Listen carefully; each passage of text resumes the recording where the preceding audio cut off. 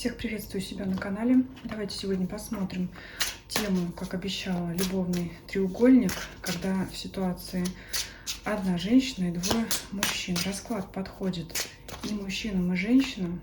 Женщина в том случае, если у нее два ухажера, двое мужчин присутствуют в жизни, может быть, она выбор пытается сделать между ними, принять какое-то решение, посмотреть, как они оба относятся, сравнить. А для мужчин только в том случае, если мужчина точно знает, что у него есть соперник. Если у вас есть только подозрение, то не смотрите этот расклад, не надо себе портить настроение. Хотя тема не из приятных в любом случае. Ну, давайте посмотрим. Ситуация, где наоборот, один мужчина, две женщины. Есть такие расклады на моем канале, ссылки я на них оставлю под данным видео. Если кому-то интересно, будет перейти, посмотрите. Итак,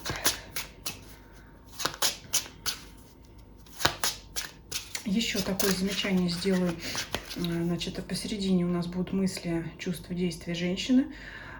Слева к одному партнеру, справа к другому партнеру. Вы можете сами загадать свою позицию. Для мужчин сейчас говорю, где вы будете, слева или справа, ну то есть как первый и второй вариант, либо по ходу расклада понять, наверное, почувствуете, какая позиция будет ваша, соответственно. Это на ваше усмотрение,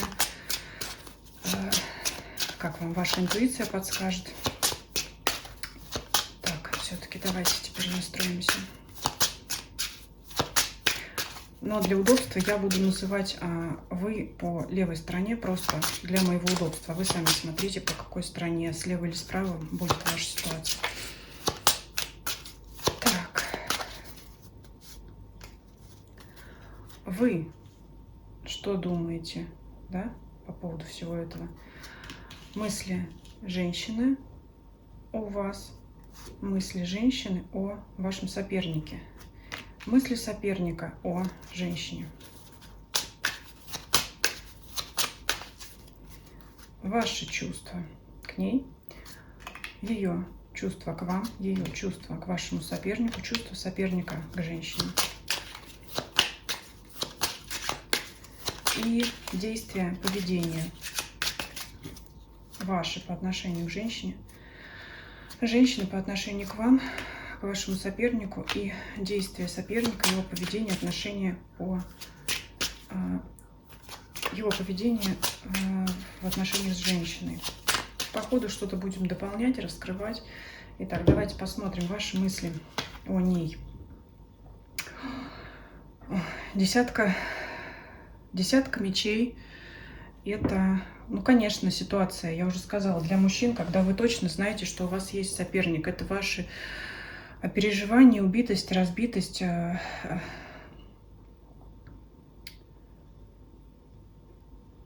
ну, я не знаю, депрессия, могут быть мысли, что все закончено. То есть это такое лежачее положение, когда человек полностью повержен и не видит выхода из данной ситуации. Это вот ваши мысли показывают. Если у вас такого нет, если вы себя прекрасно чувствуете и радуетесь в отношениях, значит, скорее всего, это будет не ваша сторона, да, хоть я называю вы для своего удобства. Может быть, это будет сторона, вот по правой стороне ваши мысли. Если вы ощущаете, что это мысли такие, ну, значит, это будет ваше положение. И сразу скажу, в результате там попробуем. Нет, здесь, наверное, мы корректировать не будем, потому что я не знаю, какую из сторон корректируете, какая будет расклад, какой вы выберете, да. Для кого-то это, как говорится, что русскому хорошо, немцу смерть, поэтому тут корректировать не будем отношения. Здесь будем по факту смотреть. Давайте посмотреть мысли женщины по отношению к вам. Паж жезлов. Ну, знаете, у нее по отношению к вам прекрасные мысли, но если уж такая ситуация сложилась, и все об этом в курсе, она как-то не печалится, не расстраивается. Я могу сказать так, что ей нравится, что и вы за ней ухаживаете, и, скорее всего, она чувствует, что вы переживаете из-за нее, и ей это вполне себе лестно. Вот такое чувство здесь. Это пажик. Она может довольно активно с вами общаться, даже, кстати, может первой вам писать, звонить, но она здесь не думает о каких-то проблемах в вашей паре. Она считает, что все нормально, что все прекрасно. Это, кстати, независимо от срока давности ваших отношений, вполне активное проявление ее к вам. Хоть мы на мысли смотрим. Ну, то есть она намерена с вами общаться, она намерена с вами поддерживать отношения, связь, все что угодно. Я не буду углубляться в расшифровке для тех, кто там давно в отношениях, для тех, кто в браке, не в браке, вот этого не буду, потому что это будет очень долго, надолго затянется. Вот по этим мыслям я могу сказать, что она вполне себе живенько с вами общается, даже думает, вполне себе у нее могут идеи какие-то возникать новые по поводу ваших отношений. То есть пошли туда, поехали сюда. Вполне себе активно. Она, одним словом, думает о том, чтобы продолжать с вами отношения. Что она думает по поводу вашего соперника? Король мечей. Ну, она знает, что это соперник. Действительно, она относится к нему именно так, как к своему второму, ну, можно сказать, да, будем прямо говорить, к любовнику. То есть, ну, в каком ключе это трактовать? Я могу сказать так, для нее этот человек важен, но все-таки она понимает, что, скорее всего, это временные отношения. То есть она его именно рассматривает как именно вашего соперника, как именно вашего любовника. Вот почему-то мне недавно вспомнился фильм «Большая перемена», если помните. Не буду называть имена, ну, все, наверное, знают, молодой учитель, аспирантка, девушка, его невеста, кто там вспомнит, напишите в комментариях, и ее ухажер. И вот они как бы, она ими там игралась, да, то к одному, то к другому. Но здесь вот такая похожая ситуация, да, то есть где-то ей удобно, где удобно ей, она с вами, где ей нравится, она там. Ну, это такое. Но я скажу так, ей льстит то, что у нее есть в жизни, вот в данный момент присутствует двое мужчин. Но еще момент такой. Все-таки мы сейчас, конечно, посмотрим вот эту по правой стороне, да, мужчину, который здесь. Но вот с этих трех карт у меня возникает ощущение, мы его сейчас проверим, подтвердится оно или нет, что в ваших отношениях она более активна, а там она ждет от мужчины каких-то действий, такое чувство, что вы ей можете давать больше. Ну, и это подчеркивает та карта, что вы переживаете. Это как бы вы вложились, вы, ну, скажем так, душу раскрыли. Ей это приятно, она это все принимает, ей это нравится, но с вашей стороны отдачи больше чувствуется, а там у нее в голове сам мужчина, то есть она его вот как думает о нем, как короле мечей, то есть, скорее всего, там кто-то гордый, прохладный такой человек, может быть, не так много он ей внимания уделяет, как бы ей хотелось, а чем меньше женщину мы любим, тем больше нравимся мы ей, да, примерно так, по-моему, звучали слова, вот на это похожа ситуация. Давайте смотреть, что он думает о ней. Рыцарь Пентаклей. Да, вот от него меньше проявлений к ней. Рыцарь Пентаклей может куда-то ее приглашать, там какие-то кафе, рестораны, прогулки, все что угодно. Но она его видит как короля мечей, а он действует как рыцарь Пентаклей. Что это значит в переводе на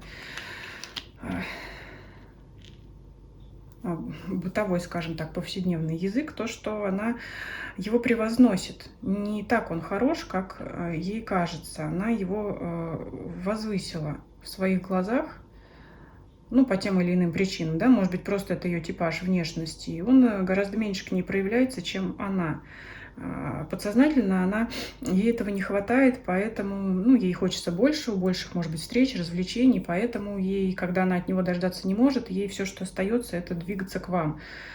То есть вот когда он ей отдает внимание, она рада, она его превозносит. Когда ей этого внимания не хватает, она тогда может сама проявлять активность и делать первые шаги к вам. Ну, чего бы это ни касалось, тоже, даже приглашение на свидание, любая инициатива в вашу сторону. Вот по мыслям здесь вот так. Давайте посмотрим чувства, ваши чувства к ней. Восьмерка жезлов у вас выпадает.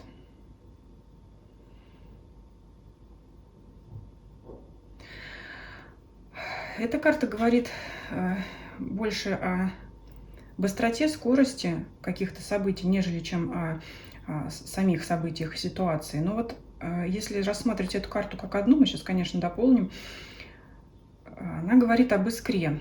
Ну, больше это, конечно, характерно для новых отношений, да, недавних, когда вот, если бы вот вы недавно познакомились, я бы сказала так, что когда вы ее видите, у вас вот вспыхивает искра в сердце. Мы сейчас сердце смотрим, да, душу.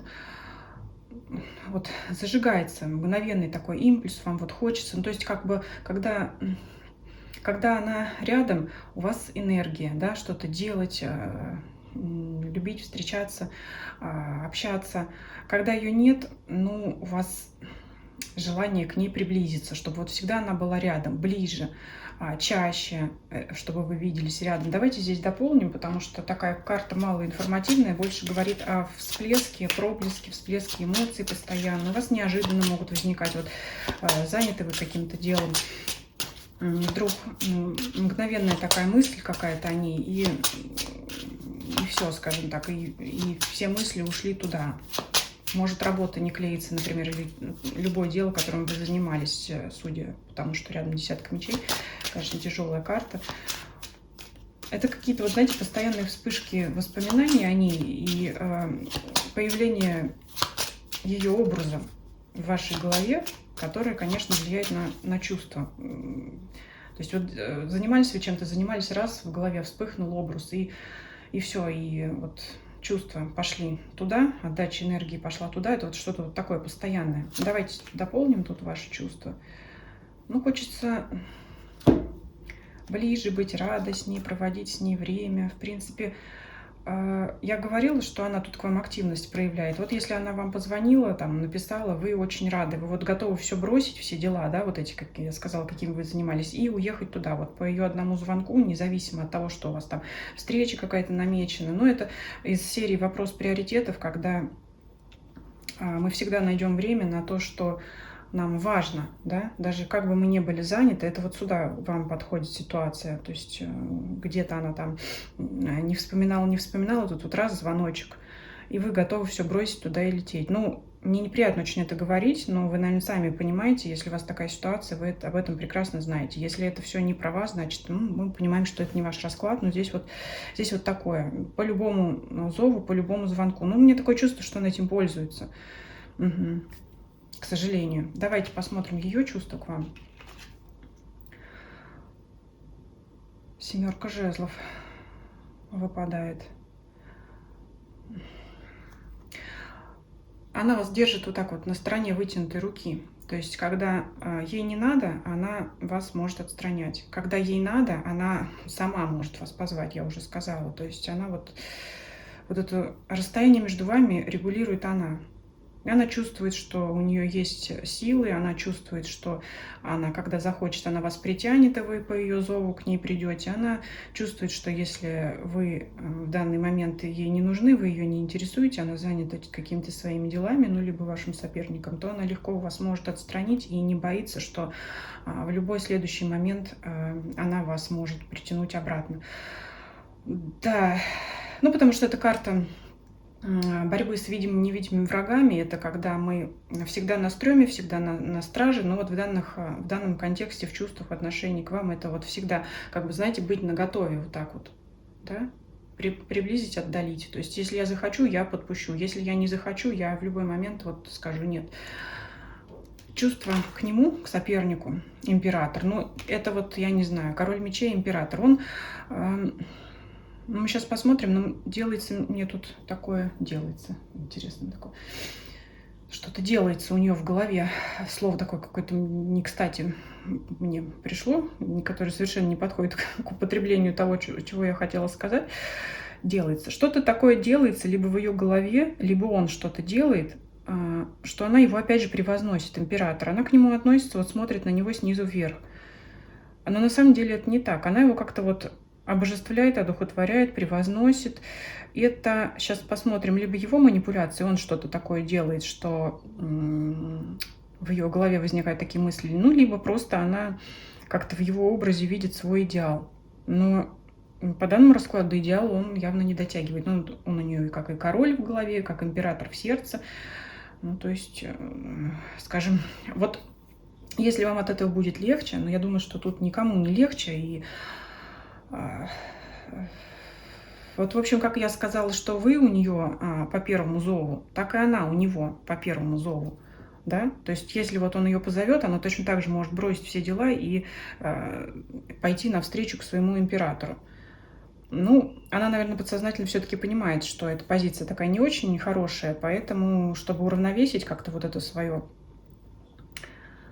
все равно уязвленное самолюбие, она не может этого не понимать. Она точно так же действует в отношении вас. Вот здесь вот так идет перекладывание, скажем так, грузиков с чаши весов с одной на другую. Чувство его к ней. Шестерка жезлов. Победитель. Но чувств тут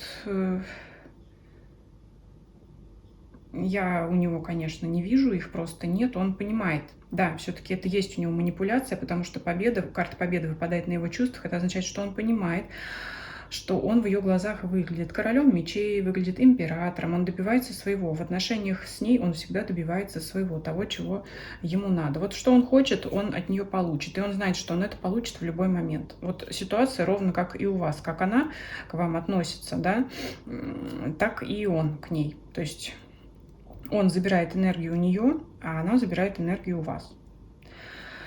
Давайте посмотрим, как вы себя ведете, башня. Ну, вы готовы на разрыв, собственно говоря. Эта карта может говорить о том, что у вас тоже есть гордость. И как бы не было вам больно, вы понимаете, что это вы себе не будете позволять так себе обращаться, так к себе относиться, так с собой обращаться. То есть по данной карте башни вы здесь либо уже разорвали отношения, либо вот готовы к разрыву. Может быть, вы недавно узнали о существовании соперника, может быть. Ну, мне видится все-таки недавно, иначе бы вы разорвали давно. Как бы вам ни было плохо. Да. Ее действия, поведение по отношению к вам. Девятка жезлов. Девятка жезлов – это карта забора, карта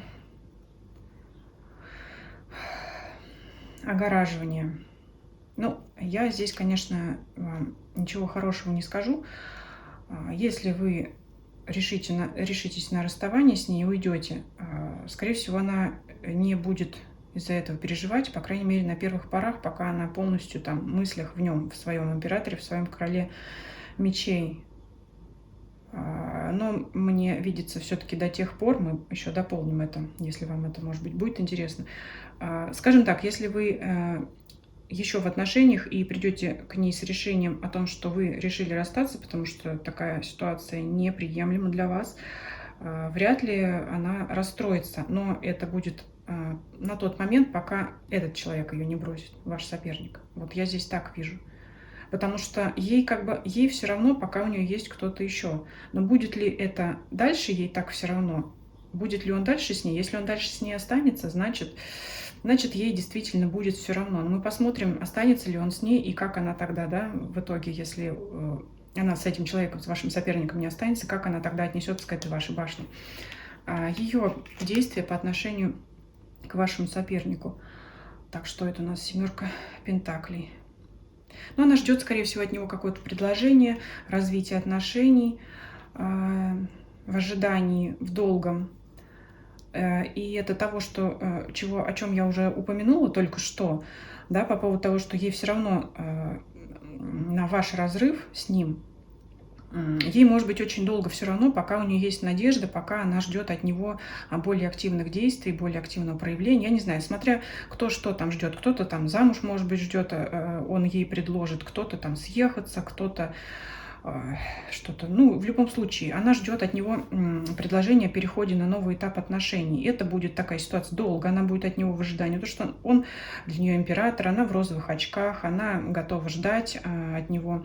Это будет долго, поэтому, ну, если вы уйдете, она как бы она погрузится вся туда. и не будет по этому поводу переживать. Ну, я уже сказала, мы сейчас дополним. Вот его действия по отношению к ней, даже, да, готов ли он ей что-то вот это предложить, то, чего она ждет, или нет, это вот здесь вот ключевой момент, наверное, будет. 7 кубков, но это пустые обещания. Он ей может обещать, она может верить, и ситуация эта может продолжаться очень долго. Этот человек умеет красиво говорить, много обещать. То, что он обещает, он не может и не хочет исполнить. У него мелкие здесь карты все выпадают. Ждать она будет долго. Ну, давайте, знаете, что спросим? Ну, насколько долго, если 7, это, я не знаю, смотрите, 7 месяцев.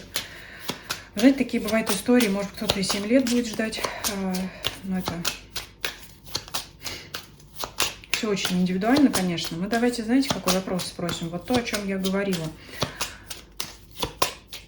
Он ей здесь не предложит, она не дождется.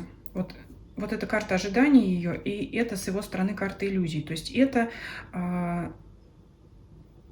сладкие сказки. Она ждет, она не дождется, у него не будет серьезных действий, вот того, чего она ждет. Замуж он ей не предложит, серьезных отношений он ей не предложит, какие-то могут быть встречи иногда. В итоге я по этому раскладу понимаю, что она не дождется от него. Она не дождется, что он будет ни королем мечей, ни императором, ни... В итоге он для нее, мне кажется, даже рыцарем пентаклей стать не сможет. Поэтому, когда она осознает, что она этого не дожидается, что она тогда понимает в отношении вас? Будет ли она сожалеть или нет? То есть дальше я развиваю ситуацию, да?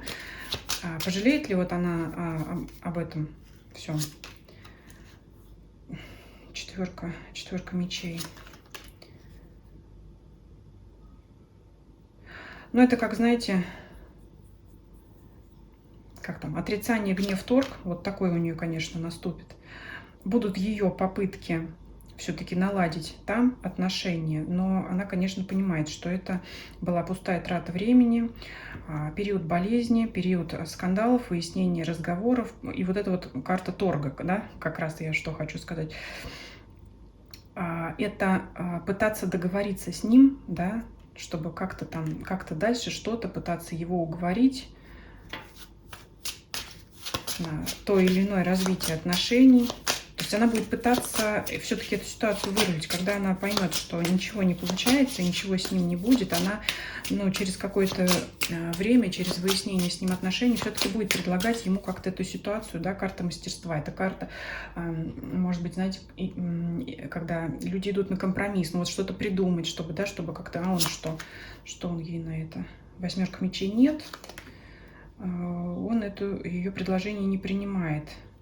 2 пентаклей. Либо опять предлагает ей что-то, что выгодно ему, что удобно ему. Нет, он уйдет в итоге от нее. Нет, у них отношения не сложатся. Вот я про что и говорила, да, что карта иллюзии, он ей предлагает иллюзию ее. Он знает, чего она желает, он ей это обещает, но держит ее в ожидании, и в итоге все приходит к тому, что отношения заканчиваются. И мы теперь спрашиваем, жалеет ли она о том, что вы разорвали отношения. Мир, конечно жалеет. Потому что она понимает, что там у вас была гармония, что сейчас наступает разбитое сердце, да. 3 мечей иногда трактуют как любовный треугольник. Я обычно 3 мечей трактую как переживание сердечное, не обязательно это любовный треугольник. Но у нас сегодня такой расклад, поэтому здесь эта карта, конечно, говорит о переживании из-за любовного треугольника, из-за этих отношений и желания вернуться. Но здесь для кого-то в семью, для кого-то в гармоничные отношения, в гармоничный союз. И я не знаю, брать ли совет здесь для вас, но давайте на всякий случай возьмем, как вам себя вести, да, в этой ситуации. Смогут ли отношения вернуться после вашей башни? Захотите, если вы их не захотите вернуть, то можете и совет не смотреть. Если все-таки вам интересно, что подскажет Таро, то давайте посмотрим совет для вас. Я вижу ее сожаление о том, что и там не получилось, и здесь отношения рухнули. Потому что она в итоге поймет, что с вами была гармония. Для вас совет.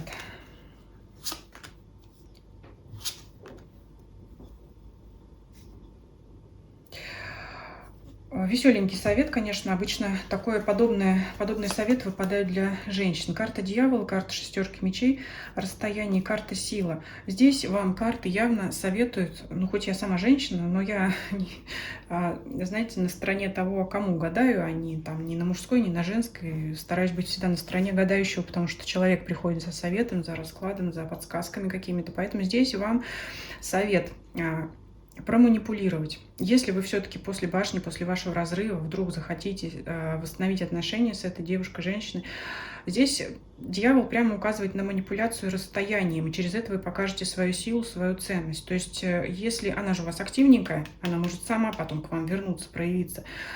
Здесь надо показать свою ценность и значимость, поддержать ее на расстоянии, да, все-таки дать ей показать, что у вас есть гордость, вот она ваша сила. Девушка здесь такая у нас открытая карта. Вот так прикрою. Карта сила. Покажите ей вашу силу, подержа ее некоторое время на расстоянии. Этим вы, я уже сказала, покажете свою ценность, свою гордость, свою значимость.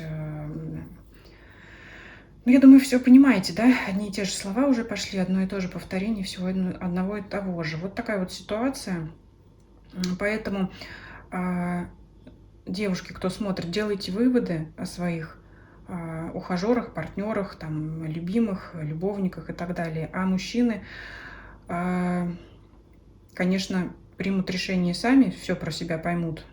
И осталось только, да, поставить на чашу весов отношения, либо свою гордость. Но перспективы отношений, если вы все-таки договоритесь и решите продолжить эти отношения, я, наверное, здесь смотреть не буду. Может быть, это посмотрим в одном из следующих раскладах.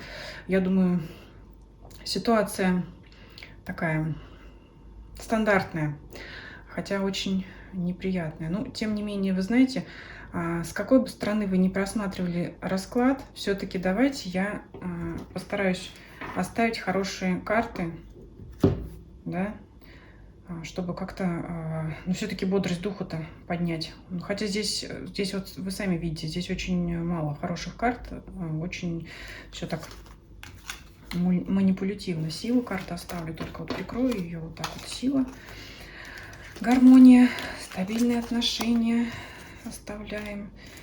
Всякие балансы, дисбалансы мы, балансирование убираем. Разбитые сердца, выяснение отношений, расставание. Все это мы убираем. Вот карту мастерства мне хочется оставить, чтобы принять правильное решение. Может быть, в данном случае действительно потребуется каким-то нетривиальным способом убрать иллюзии, ожидания. Мы убираем, да, сколько можно. Ну, пусть карта останется скорости событий, пусть это побыстрее все наладится. Настроение вам поднять хочется. Тройка кубков пусть остается. Что у нас здесь еще хорошего? Ну, карты императора и король мечей, они, в принципе, карты хорошие, но так как мы их здесь трактовали с позиции соперника, я их все-таки уберу. Здесь это мне тоже все хочется убрать.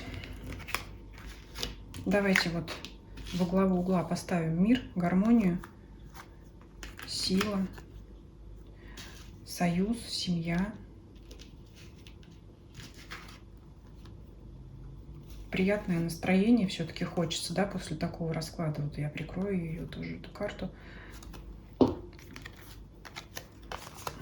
Карта хорошего настроения пусть остается. Понимание и наступление событий, выхода из этого кризиса, пусть тройка пентаклей, да, как бы ни была тяжела ситуация, пускай придет к вам верное решение. Опять же говорю, для всех участников расклада, с какой бы стороны вы это не смотрели. Потому что по правой стороне мужчина, ну, неизвестно, мы же его особо не просматривали, может быть, тоже он там не сильно счастлив, мало ли у него там что. Никого не оправдываю, никого не защищаю, но хочу, чтобы ситуация здесь выглядела более-менее прилично, чтобы все наладилось. Итак, пусть наступит гармония, пусть с вами прибудет ваша сила, гордость, пусть отношения наладятся, настроение поднимется, обстоятельства так сложатся, и идеи вам придут, как эти отношения гармонизировать, как это наладить, и пусть это случится как можно скорее. Вот такой получился расклад. Пишите ваши комментарии, пишите вашу ситуацию. Очень будет интересно узнать, с какой стороны, с какой позиции вы смотрели этот расклад. Предлагайте свои темы раскладов, пишите свои личные вопросы. Кратенько сделаю, может быть, в виде шортсов или короткого видео бесплатно ответ на ваш вопрос, кратенько, там, может быть, на несколько карт. Посмотрим. И что еще? Подписывайтесь, кто не подписан. Ссылки есть на другие платформы в описании канала. Всем спасибо за просмотр, всем до свидания.